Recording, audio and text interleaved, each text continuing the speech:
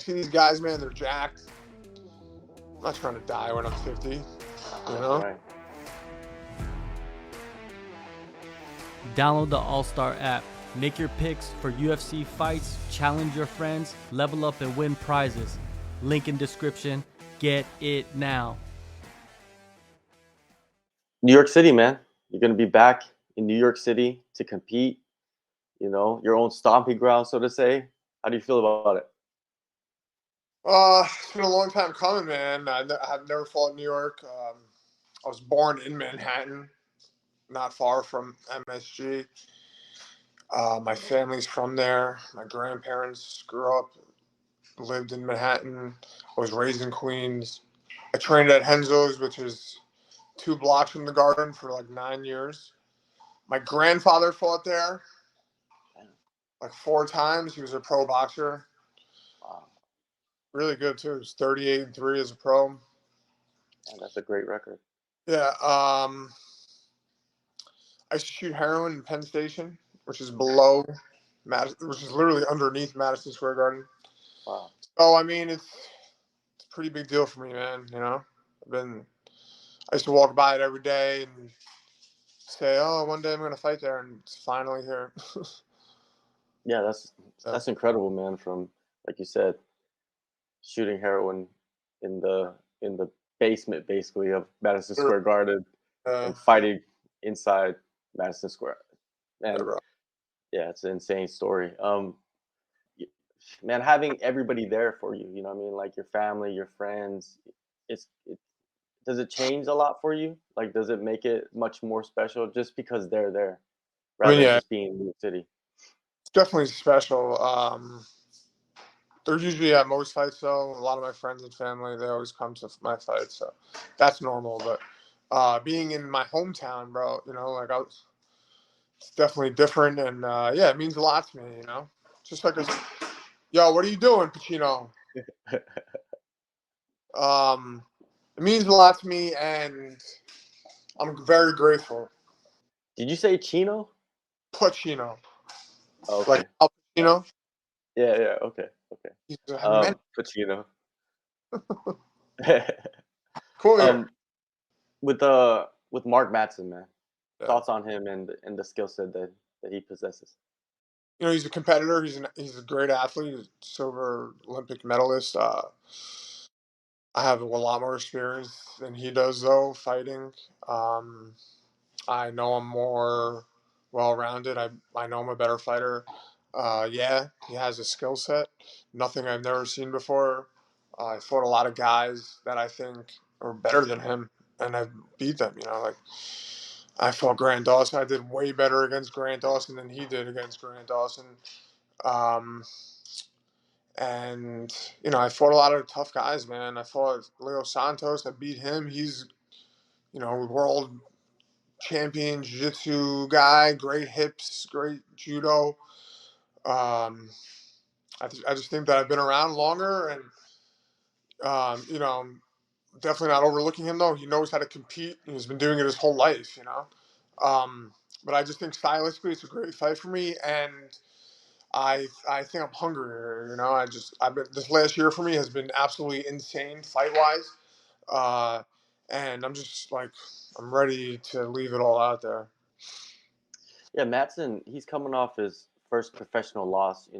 Looking back at your career when you lost for the first time, how did it affect you?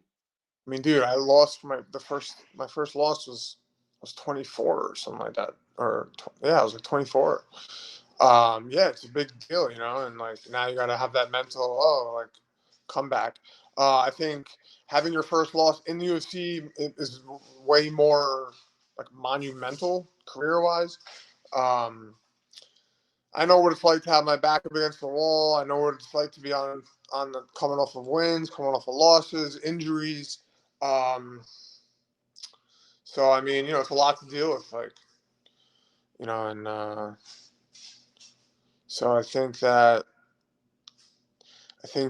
it's in my favor, really. Yeah, I agree with you. To a certain extent, that having your first loss, your first professional loss in the UFC, is magnifies Yeah. because of because it's the promotion, man. It's the biggest organization in the world, so Yeah, bro. everything's gonna be magnified, making headlines, all of that stuff, right? It can get to you. Oh, for sure, bro. Yeah, big time. And I was looking back at your career, man, and during your like run in your first, I believe, like 7 fights, a lot of those fights were in Mexico. How was those experiences Oh, competing down there on the regional scene? terrible, bro. I fought in a tournament. It was 8 Mexicans versus 8 Americans. I won the whole thing. I was last minute replacement. I had like the least experience out of all the guys, and the grand prize was $100,000, and I won the whole thing, and I never got paid. uh, yeah, and I pretty sure I tore my shoulder labrum out there, which like a couple months later I ended up having surgery because of it. Um, and I broke my foot out there. So it was a mess. I mean, I gained a lot of experience though, so that was good. And it was another 4 wins on my record. I fought 4 times in a month, so a lot of experience, a lot of cage time, and 4 wins on my record, which obviously helped me later on get into UFC. Um, but it was terrible, dude. Never got paid, but it was a crazy experience. What was it like, especially earlier in your career, right? You don't really have much, and you're relying on that money. Like, what was it like? Just when did you realize, like, man, I'm never gonna get paid, and I can't really do nothing about it? They were the owner was stringing me along for a while, and then I realized like, all right, I'm obviously not getting paid. It really, yeah, I was pissed off. But my coach did say something to me. He's like, you're not in this for this. Like, you're in it to get into UFC and have a career there. Like, and I've made way more than that in my tenure so far in UFC. So it was all worth it, man. And you hear horror stories like that all the time. The guy's not getting paid from fights, and that was my story. Yeah, That you was- do. I've heard of quite a few, yeah, man. especially fighting abroad. I Yeah, mean, yeah, man, they don't give a shit. shitty. Yeah, they don't. Um, Going back to Madsen, man, he's 39 years old. When do you think like age becomes a factor for a fighter? Depends, man. Some guys get better with age. Some guys slow down. Um, he's only got how many fights? 13 fights. He's got a lot of mileage from wrestling, I would imagine. So, um, I mean, I don't know. Like, maybe he's getting better. um, but yeah, I mean, he's definitely significantly older than me, and I mean, I'm not the youngest guy either, but I don't know. I feel like I'm only getting better, and I'm in the best shape of my life. So he's not a stupid person, and he's been doing this a long time, so I'm sure he's in great shape and feels good. So I'm not looking at age like oh, he's old, like I'm gonna beat him because he's old. I'm definitely not looking at it that way. So, but you never know, man. Look at I mean, look at Jim Miller. The guy's on a roll. He's how old? He's like 39 or 42, also, right? So, yeah. The mileage that you put on your body from wrestling, man, it seems like it would be different from like let's say someone that has a kickboxing background or a Yeah, Muay Thai background, right? I would yeah, like your back, your knees, your neck, your joints. Way more like weathering over a sport like kickboxing or boxing. Although if you're kickboxing, boxing for a long time, your brain might not be as healthy as wrestlers. But yeah, definitely like physically, joint wise, like it definitely takes a toll. All right, so you mentioned Jim Miller, right? And that was who you were supposed to fight in your last one, and then they yanked you. Like kind of like on the cartoon where someone's on stage and they just pulled you like last minute. That's what probably basically happened to you. Explain like exactly what happened from your perspective. Well, I had got concussed from Bobby. Shut up. And um, they asked me to fight. Sure, no, 6 weeks later, okay, I'm down. I'm there. Everything's good. My weight's fine. Everything, like literally, I'm on point. And then in the PI, they had asked me oh, do you think you're coming back too soon from the Bobby fight? And I said, I had some concussion-like symptoms, but I feel great now. I'm ready to go. The next day, they pull me. Oh, you said you had concussion symptoms. Well, I mean, I thought I was just stating something that everyone saw. I didn't think I didn't know that I shouldn't have said that, and I guess it was my mistake. And they pulled me for it. I guess it was the right thing to do, though. They shouldn't be liable for me, and they did the right thing. And at the end of the day, they probably did the right thing. And looking back at it, I was probably getting in there like, it was pretty fast turnaround after getting concussed like that. But we're fighters, man, and all the fights leading before that, the Patty one, the Bobby one, I'm trying to get a win back, So of course you ask me to fight. I'll fight tonight if you ask me to. So, maybe I'm being too tough for my own good or something. But you know what? Everything happens for a reason. They did what should have been done, I guess, and that's what happened. When Paulo Costa did that interview revealing that he had surgery, like, it's different from what you did, right? It's completely different. Yeah, I mean, dude, like, his elbow looked absolutely terrible. You can't fight like that. So, I mean, I don't know why he did that, or that situation was definitely different than my situation. Very different. But, I mean, dude, you got to pull out with an injury like that, Well, he didn't pull out. He just admitted it, and then they pulled him out. You know what I mean? Like, I guess that's better for him. Had to have known, right? Like, you would think, right? You would think. Well, the UFC knows everything that's going on. Like, the UFC is working with me on this. That's what he said, or something. So I don't know, man. He's not the tool like the sharpest tool in the shed, though. Yeah, true. He is, Yeah. Now, dealing with those concussion-like symptoms, right? How was it the toughest that you've been throughout your career, or was it? I mean, I've had significant concussions in my time. It was bad, but it wasn't the worst one that I've ever had. I mean, it was mild. It wasn't the worst one I've had. Like, I don't want to even say it was bad.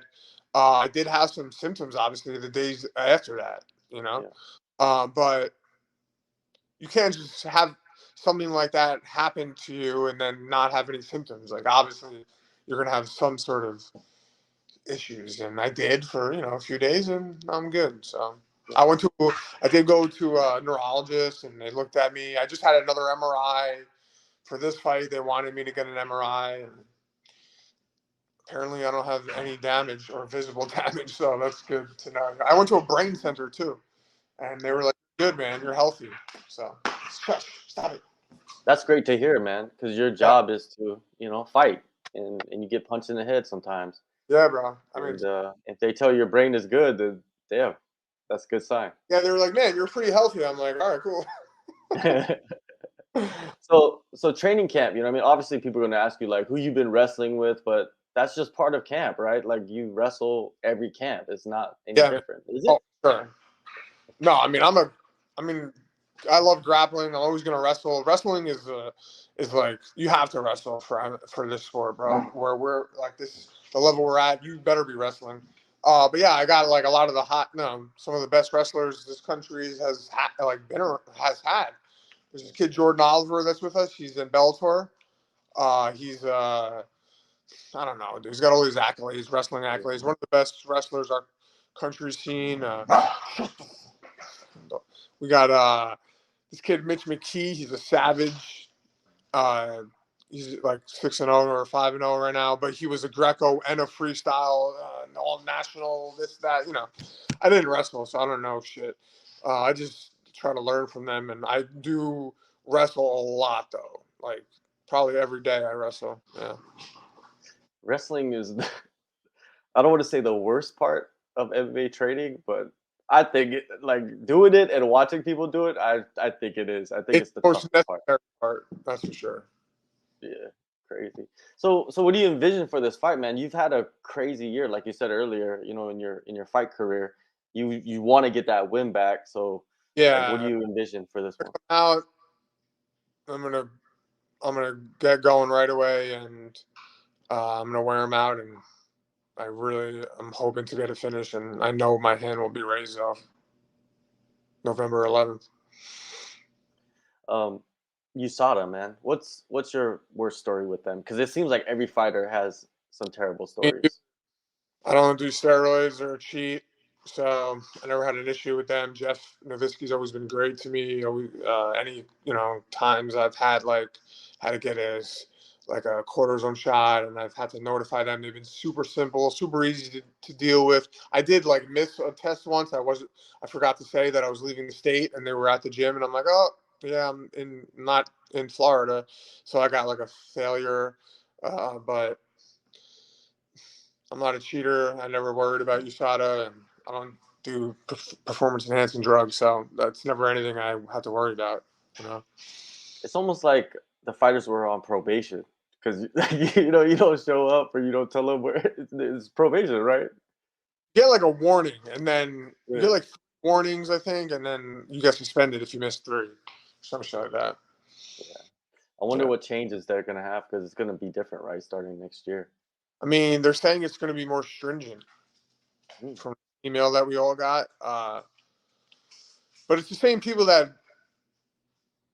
test NFL, NBA, apparently, and but I know those guys are on steroids.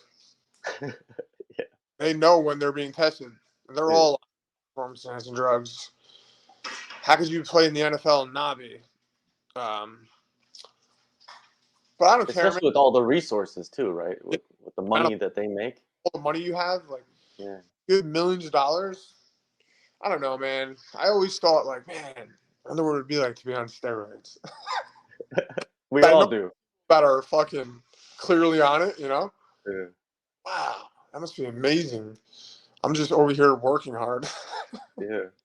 Well, you go to these places where it's like fitness is like the vibe, you know what I mean? And you walk Yeah, around and you see these dudes, you're like, oh yeah, these dudes all on yeah, something. June.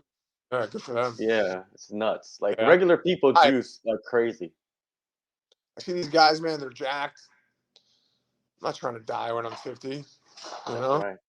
That's right. Um, Paul Felder, your friend of yours, man, he's looking to make a comeback. How do you feel about this? I think he should do it, man. He's still in great shape. He's fucking tough as nails.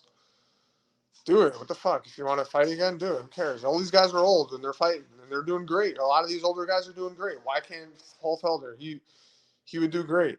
And I love training with him, and I'm hoping he does it.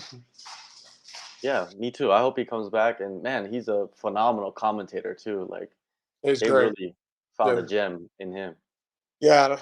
You gotta fucking. He's legit. Yeah. For sure. Well, man, November 11th, UFC 295, New York City, Madison Square Garden. Jared, you're back in action. Hopefully, nothing goes wrong with this one, and this all Thanks, stays together. All the best, man, in the fight. thanks, bro. I appreciate it.